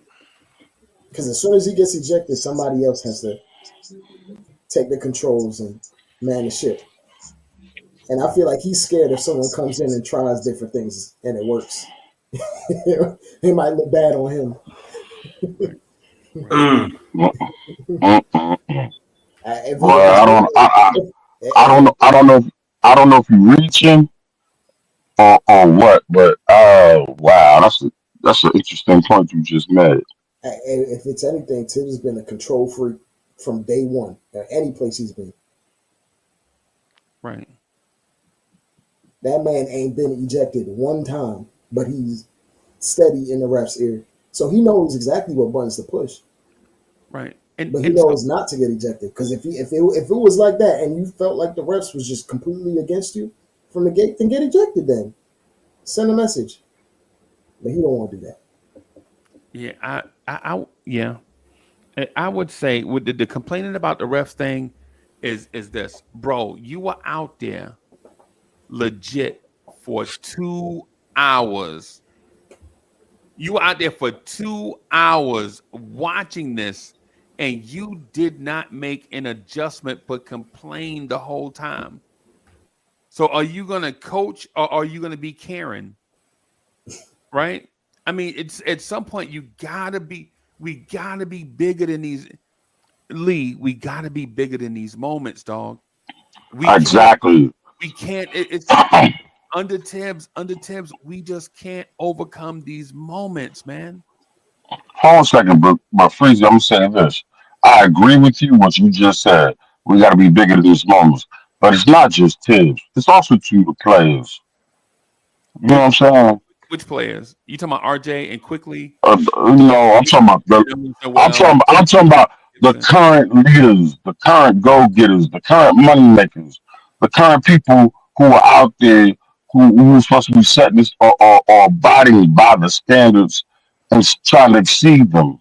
You talking about That's what I'm saying. Julius Randle and Dante? Or Yeah, Mitchell yeah. Well, or Mitchell no, Robinson? I mean, go ahead, bro. I mean, shoot your shot, but it doesn't matter. The point Yeah, of it all is that, it does yo, matter. What I'm saying, it does matter, bro. You are not the only one with a point. Just oh, because I'm not. you're right. Yeah, we not saying I'm not saying we disrespecting your point, but to say what we saying don't matter, you like you just basically telling us to shut up and let you talk. No, no, no, no, no. That was not. That was never the thought. The thought was like I feel you. You know, you bringing up past players and stuff like that, but I'm talking about the current players, the current Knicks right now, the ones that we're spending our money and our time, which you can't get none of that back. You know what I'm saying? Step up and do what they're supposed to do. Right. And Lee, what I'm telling you is the same thing occurred last year. You spent money and time last year and had the same coach. Now, a lot of those players that were here last year are gone. Are we just going to do the same thing over again? Blame the players and not waste time and money again? And then next year, when we have different players, are we still going to let the coach just have a pass and blame those players that are here? I mean, every year since Tibbs has been here, there's been a drastic change. Like, oh, he don't have the players he need. Next year, we're gonna bring in the guys. Remember, Lee? You remember this, right? Oh man, Alfred Payton's not a real point guard. Let's bring in Kimba and Fournier, Oh my right? god. And then you bring in Kimba and Fournier, and then that don't work. and then you bring in Jalen Brunson and have Jalen Brunson and Josh Hart be the new duo. And then the year after that, you bring in Dante and Hartenstein or whatever combination, right? And every year you change the roster because it's not a fit for the coach. At what point are we just gonna say maybe the coach has a challenge that he can't overcome? Leader, does that not make sense? Did we not change and update the roster every summer? Is that not what happens in this regime? Most definitely, we did that. Well, I'm just saying. Go ahead, Cole. No, we Cole. extended we extended him. So obviously the belief is still in him as far as the front office is. So I'm gonna ride. Like I said, I'm gonna ride with the front office. You know what I'm saying? I'm not in there with them. I'm not having these daily meetings or conversations with them. We're not going back and forth over personal players and personnel. You know what I'm saying? So I mean, you possibly are correct. You know what I'm saying? And I don't mind being wrong either. But that's not how I feel personally. I think we all have faith in that in the front office. So there's a front office element to it that we have faith in them because we've seen them make make moves that we didn't think that they can make. They made improvements that we didn't think that they could make. So I think we all agree there. Where our thing is as fans we point to the players as if they're not being coached, right?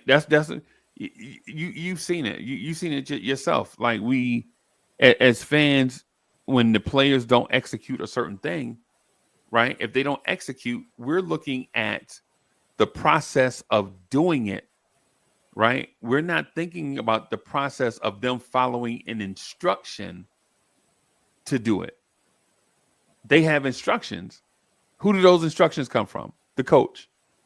Those instructions don't work. We still blame the players because the players didn't do it.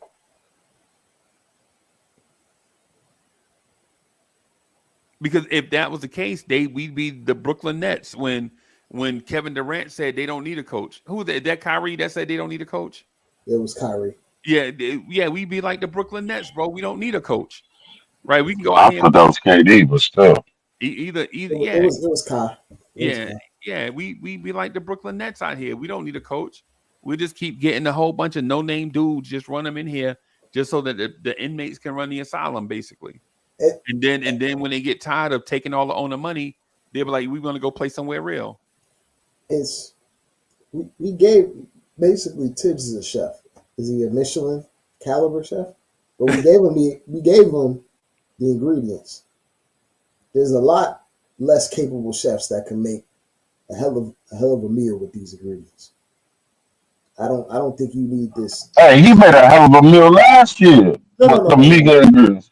no. He I'm made talking about he made some good hamburger helper out of if you them trash if you ingredients want that we to had before. now you want to treat him like you going to the food pantry, yo. That's cold blooded.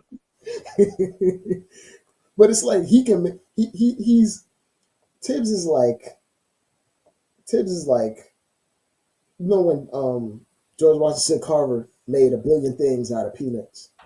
Yeah, That's what Tibbs is. He can make a billion things out of peanuts, but it's still peanuts. yeah. I want something else.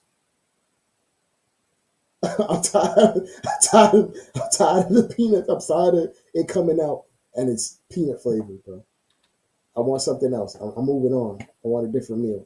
I want a different plan. I want something else completely. But we gave him the ingredients. I, I think I'm not gonna lie to you though. We're probably gonna end up being a really good regular season team. But these warts that we talking about right now are gonna show up in the playoffs, like they have in other iterations of Tom Thibodeau coach teams. And that's the thing that I worry about. I'm not I worried. think bad habits need to change on everybody's behalf. I'm inclined to agree with you, Corey. But biases in terms of coaching and things that you value and prioritize more can come back to bite you in the ass. It legitimately can. If you like, we had an injury, right? We had an injury to a bench point guard, and Tibbs thought that was the reason he should play Mikal 47 minutes in a blowout. How does that even make sense? That man campaign was out with an elbow. So you know what Tibbs did? I'm not gonna play Packham. I'm not gonna play what's the kid's name? The point guard. I'm not gonna play him. I'm not gonna play nobody to give Mikal minutes. Mikal's gonna play 47 minutes in a blowout because my backup off-ball point guard campaign was out. Does that even make sense? That's bias. That's his bias and how he views the game. Let me right. So I got a thing too, man. Like at some point, I do honestly think that the coach has to have a level of responsibility. To me, is unfathomable that a leader won't take some level of responsibility. And I'm going to use one of my favorite Knicks as an example. Right, the Knicks are getting blown out by the Celtics. Right, the Knicks are getting blown out by the Celtics, and he leaves an injury-prone player in the game to get injured. Right, and we have not seen that player since. Right, not in the well. No, let me take that back. I think he did play. I think he played some in April. He came back in March, and yeah, he came back in March. Played some in April, and then he wound up he played for about 3 weeks, and we hadn't seen him since. Who are we talking about? Mitchell Robinson. Oh, right. You remember the Celtics game? The Celtics game, we were getting blown out. Mitchell Robinson get hurt. They don't totally take him off the floor. This dude take 2 or 3 more trips up the floor, and then like, man, this dude got to lay down on the floor. I mean, spread out on the bench for you you didn't see him hurt. I mean, and then they took him out the game. Then he brought him back, and he's like, the trainer said he was fine. At some point, you got to have discernment, bro. These people are human. They're literally human beings. Right. They are not machines. They're not robots. They're not operating off ones and zeros. Right. These people need to rest, bro. There's a certain amount of things you can put a human body through. No, I'm gonna agree with you with that, Dre. That you have to separate yourself from the moment. You know what I'm saying? To understand the reality of what's really going on. So I agree with you with that. It's I'll never forget it. Remember he put RJ back in the game against Utah? Yeah. Or was it Denver? It was Utah. That was Denver. Man rolled his ankle when we down by like 17 with 30 seconds to go. It was 15 seconds, bro. We down by 30. It was 15 seconds, bro. What are you doing? Tibbs, what are you doing? That man be trying to win every possession of every game, but not realizing his style may not even win that possession. Anyway. Yeah, and the point that I'm making is not, like, I don't want to blame Tom Thibodeau for everything. That's not what I'm saying, because I do think he's a good coach. What I'm saying is, ultimately, that there has to be some level of acceptance, right? Like, maybe what I'm doing is maybe I'm not pressing the right buttons for this team in big games. I'm gonna keep it real with you. I don't think Steve Kerr is this amazing basketball coach. I feel like his philosophy and how he views the game meshed with the players that he had at the time. Lee, you got something? He was blessed. He was blessed with talent. Lee, you got something in the background, bro? Yeah, I'm in the store. Yeah, read it real quick. But it wasn't all the talent. He decided to actually use certain players and use them in certain ways that were not typical of that time. But if you were to try to use those, if he was trying to use that game plan for another team, it wouldn't have worked. It was a mesh. It was a perfect mesh of philosophy and talent. And that's why it worked. I don't think Steve Kerr would have been successful at all if he took the Knicks out. Matter of fact, he would have been fired for the Knicks within a year or two, Right. and been on TNT since then. Yeah. Yeah. Probably. And that Golden doesn't State. mean that Golden doesn't mean State he's a probably won't win terrible. Yeah, that doesn't mean he's a terrible basketball mind or a terrible coach, but it's like you got to have the mesh of the talent with the right individual coaching. There's a Right. reason why when Mark Jackson was there, all they ran was traditional pick and roll basketball. They Right. told Steve Curry, they told Steph Curry, yo, come up here, take these screens, and you're gonna be the entire offense for the entire game. Yeah. And that's just life. And then Steve Kerr would count over here and was like, you can do all of this without the ball? Let me do this. And Steph Curry was like, are you sure? And he went with it, and you see the skill set mesh with the talent. And even to the point where Steve Kerr wasn't afraid to adjust. Even in Stephen Curry's later years, he made Stephen Curry revert back to how he used to play with Mark Jackson in the finals and told that man, you're just going to be the focal point of offense, high ball screen. Yeah. Make something happen because Yeah. they were mitigating Draymond. Yeah. Like Yeah. you gotta have the foresight and the ability and the honesty within yourself as a coach to be like, hey man, it's not gonna work. You gotta try drastic things. We're gonna flip it. I know you ain't played like this in 10 years, but this is what's gonna have to be needed to win a championship. And it Right. worked out. It's like I've never seen anything from Tibbs in the 10 plus years he's coached in the NBA that says to me like, hey, I'm willing to try these multiple different avenues that deviate from something that I'm comfortable with. And the only time he does do that, it's when it's completely last option and he's in a corner and he has no other choice but to. Yeah. And that perspective can win you a ton of basketball games in the regular season because that perspective requires a lot of discipline and structure. Right. But that goes out the window in the postseason when they know your discipline, they know your structure, they know exactly what you're gonna run. Right. How many times can you play the cat and mouse game and adjust to the adjustment? Yeah. I don't think he's capable of doing that at the highest level. That takes a level of creativity that I don't think Tibbs is cut out for. And that's not even a slight at him. I think we're going to win a ton of basketball games this year. But it takes a level of not being stuck in your ways. Like, that man, I put it this way, Freezy. This man, Nick Nurse, went to a boxing one in the finals. Right. Yeah. You don't see boxing one in college. Right. You don't see that in high school. You barely see it in high school anymore. They would do a box and one and Right. earnestly, seriously, because you have And, to and meant exhaust all it. your And meant options. it too. It wasn't a junk defense. They employed it. That was a strategy. Yeah, like you have to go to desperate measures. I ain't never seen Tibbs attempt a zone of any sort. The only thing that's a quasi zone is like loading up on the strong side when somebody is, Right. and that's to our detriment because we just give up threes off that. we be having Josh come over and load up, and they do a cross court pass, and you hear Clyde, that pass should never get through, Right. Yeah. and it's a wide open three, and the camera pans to Josh, and Josh is pointing to his bench like, look, he told me to do it. Right. Right.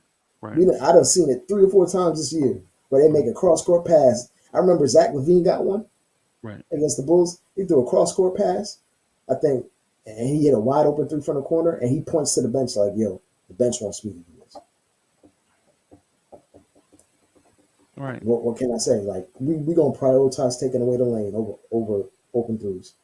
Have at it. Yeah. And I'm not for the sake of doing a zone just to do a zone. Like sometimes you have to break up the monotony. Like if teams are getting rhythm off your bass drop or whatever you're doing, throw it out there. I done seen teams do it against us. We were torching teams. Yeah. Torching and it was like, okay, we need to switch something up until we can figure this out. And you run a zone when, man, so you run a zone when you're gonna play your players a lot of minutes, right? You know you're gonna play your dudes a lot of minutes. Play some zone. Don't put them in the torture chamber, right? You gonna make them 40 minutes of hell. That's what you Hey, fight over every screen. Even for if Trey 40. asks for 70 screens this game. Oh my God. Yeah. So And then I'm gonna bring in another guard that can fight over screens, but I'm gonna still make you fight over screens with Trey McCall. right. Right. I'm gonna save the dude on the bench. The dude on the bench is gonna rest his legs over in the corner on a non-scorer, and I'm gonna put my guy. Yeah. So I got one other thing. Just wanted to talk about real quick um since we hear it's a little quiet, right? Um, what do you expect the Knicks to do going forward? The front office, like what's your expectation? What's a reasonable expectation for this front office, and then what do you expect the Knicks to do? Like in your mind, what should be what should be the basketball strategy going forward, and then let's talk about what we think the Knicks should do. So they I may think do separate things. I think it's one and the same. I think the front office is gonna make a move to acquire someone for the bench that can provide added depth and can be like a pseudo starter type player in spurts that can come out and give you 20 to 25 minutes. I just don't. I just think it has to be a jumbo wing. It has to be somebody that can play the 3/4 that can So play good. you're looking for a bigger Josh Hart. Yeah, I, I mean we got them in the organization. We ain't using them. We ain't bringing them up. I Right. mean Kevin McCullough could be that. Chuma Okiki could be that Yeah, in spurts. Like you don't need a guy that's gonna play 25 minutes off the bench. to do that. You just need 10? 10 men, 10, 5 and 5. Yeah, yeah. And at that point, Tibbs is all about guys that can play hard. Well, then you're gonna get a guy play five hard minutes in each half and live with that. Yeah. And I think the playing hard element of I don't think you see guys like Cam Reddish in the league like that no more. Like the dudes that's just laissez-faire out there on a I think the message has been sent like you got to play hard in order to play, right? Nobody's going to give you anything. I honestly think the move that is out there for the Knicks may be them bringing in a um in between piece, like a player in between Josh Hart and Mitchell Robinson, Karl Anthony Towns, like somebody in that four area that can do a little bit. Finding a four that can be like Josh Hart is probably an all-star level player, or a franchise type player. Like finding a jumbo wing that is a triple double risk. Jason Williams, or not Jason Williams. What's the young man over in Oklahoma? Um, Jalen, yeah, Jalen Wayne. Is he? I Oh, thought you talking about OKC? Jalen Williams? Which one? The Yeah. the the two guard? Well, he plays center sometimes, but the guard slash No, wing not or the the big man, the brother, the one who has the brother who just got drafted in the oh league yeah, with this year yeah, or last year. J Dub, J yeah, Dub. nah, they ain't trading him, bro. Oh no. Yes, They dog. giving that man a max extension. Oh, I already know that. I know that. I'm just saying the Oh, archetype of what type of okay. player Yeah, you all were inferring to. yeah. So ideally, I think the fit that we're discussing, I think the ideal fit is Denny Avdija. If we're talking about this type of player, like a 6'9" guy that can dribble a little bit, pass a little bit, shoot a little bit, defend a little bit, play make a little bit, and all those type of things make him a valuable player off of the Knicks bench, right? The thing with that type of, and he wants to win. Remember, the reason why he's not in Washington is because he got tired of losing and he wanted to win. So Washington fixed that and traded him to Portland. He's still not winning. That was not. They're still not winning. That's Right. Now, It might be a Cody Martin type for you. I'm being absolutely honest with you. You might not want to hear that, but it might be a Cody Martin type. 6'6", can pass a little bit, shoot a little bit, play defense. Just right. fit like a guy you could just plug in, and you ain't really got to think too much about what he's going to do on a night to night. Right. Yeah. And see, the thing I'm thinking is the guy you get, he's got to be, because Tibbs is not going to change his defense. No matter how much we whine and cry, he's not going to change his defense, right? If I take out Josh Hart and bring in Cody Martin, am I really fixing the weak side part of that defense? That's what I'm He's thinking bigger about. than Josh Hart, and he has more vertical than Josh Hart. Yeah.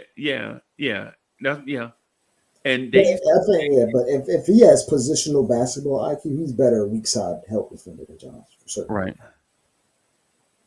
Yeah. Yeah. And so what I think is the answer to it all is a big guard to play with Brunson. So on nights like for instance, the night that y'all remember the Brooklyn game? I think we hit the game winner on I think it was a Sunday. You remember the Sunday game? Jalen Brunson hit the game winner against Brooklyn out the corner. yeah. And all game long, they just put bigger, more physical defenders on Jalen Brunson, and he struggled with the thing. But we didn't have anybody off the ball To give him a make breather. to make them pay for that mismatch on that one side. Yeah. I wouldn't be surprised. I wouldn't be surprised to see the Knicks get that big guard to help them flip the floor, so to speak. Whereas, okay, you want to put a 6'9" dude on Jalen Brunson, we're gonna take our 6'9" dude and take on Trey Young, right? They should have just let Mikal get his post ups off. That was the thing you're describing right there was Mikal post ups. But who's gonna get him the ball in those post up situations? It was supposed to be Brunson, so Brunson could clear out and get out the way. See, the thing I'm thinking is you want to insert that between Mikal and Brunson? No, I want to take. Okay. What's that sound? Corey, you gotta meet that. But. Yeah, I got. So, but in that situation that you mentioned, in that thing you mentioned, I like to see Cat do the post entry. He can do it. Yeah. I like to see Cat do the post entry there. Right. We run split action for a reason. Every time, what's his name? Jokic would get Aaron Gordon post touches up that same split action. We would just dump it down from 26 feet away from the rim. Yeah.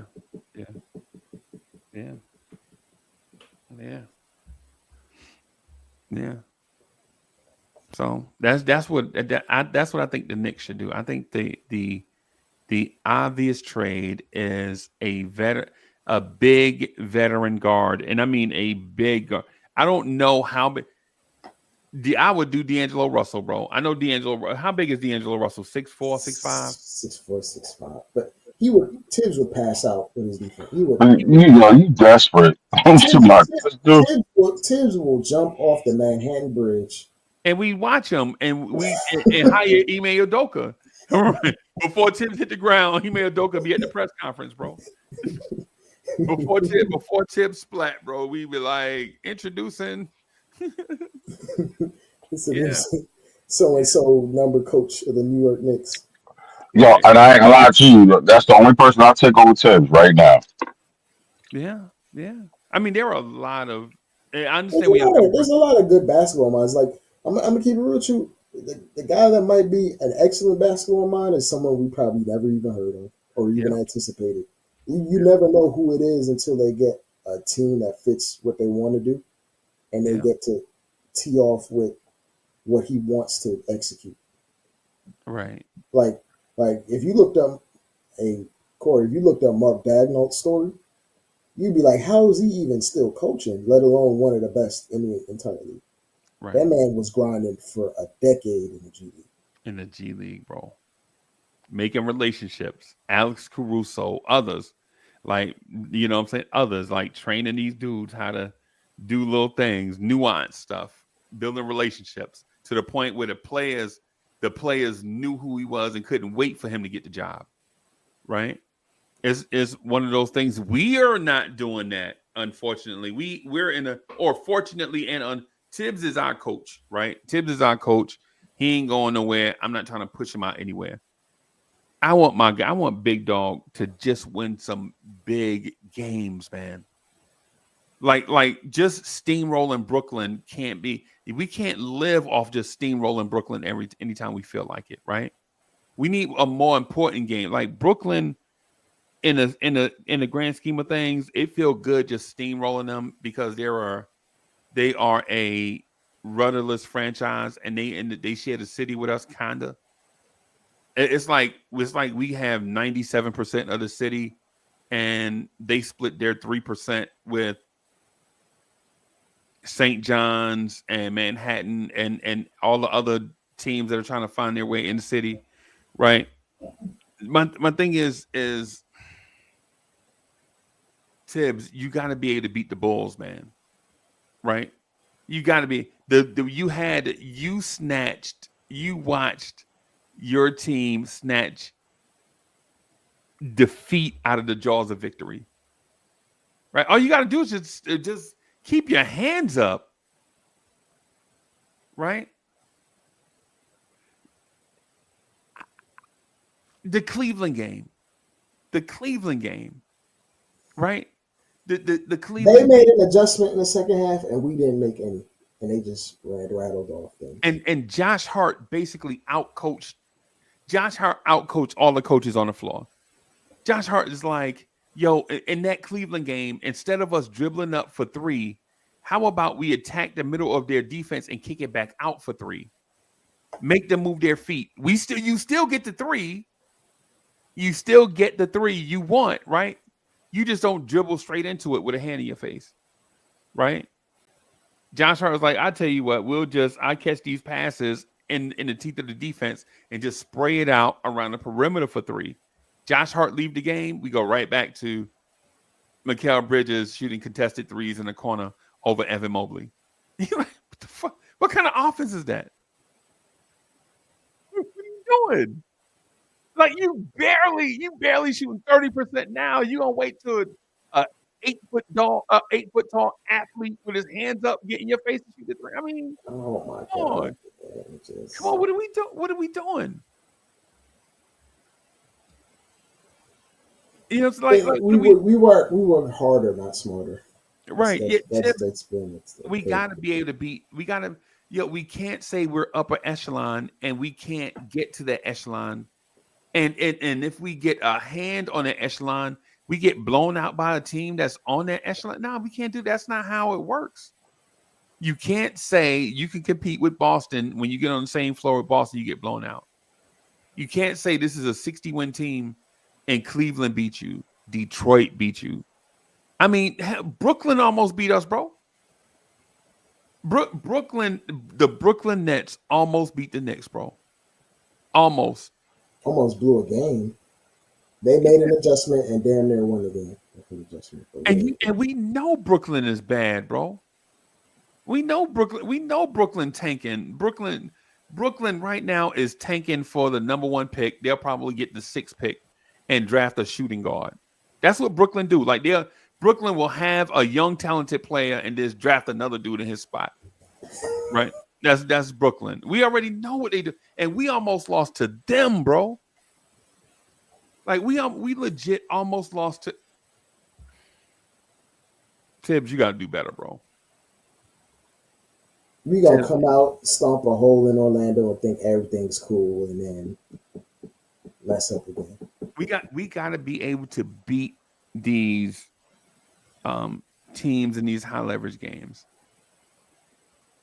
Right, we got to be able to beat these games that have that sense of importance. We got to win them.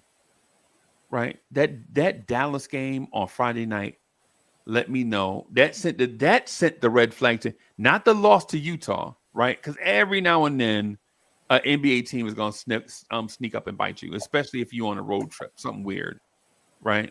Every now and then that'll happen, right? Like if we'd have lost to Toronto, I wouldn't have been surprised, right? But the Dallas Mavericks without Luka, That's shameful. come on, and that's coming off of a week where you beat Denver and Phoenix in Phoenix, and you, yeah, man, that's all I got, bro. I got to talk about this Remy Ma and Papoose thing. Oh my God. I got to talk about Remy and Papoose. I ain't even gonna front, man. Hey, I love the Knicks, bro. The Knicks, they're my people, man. That's a hot mess. But Papoose got a type. He like aggressive women, clearly. Yeah, clearly he got a certain type, bro. Either fight or one shoot. His type is crazy. Lee, that man like the women that's offset. Man, listen, I ain't got no words for that bull BS over there. Yo, You know what I'm I'm about to grab a few people, man, and talk about that on Vibes, bro. Because the whole thing is, yo, really? You took a picture underneath the Christmas tree? That guy's allegedly Muslim at that. I got something. He Muslim taking pictures under the Christmas tree. I'm a grab. saying? You getting ready for Ramadan. Yeah, Oh bro. my God. Bro, I'm a shout out to my Muslim brothers and sisters, but I'm about to have a good time with this. And if y'all offend easy, then y'all ain't gonna like me for a couple of days, man. You know what I'm saying? It's all jokes, everybody. I'm not trying to, you know what I'm saying? I'm not trying to start a war right now. But if you offend easily, this might not be the show for you. Thank y'all, everybody, for coming through and rocking with us. We're gonna get out of here so that we can talk some Remy and Papoose. Peace, y'all. Peace.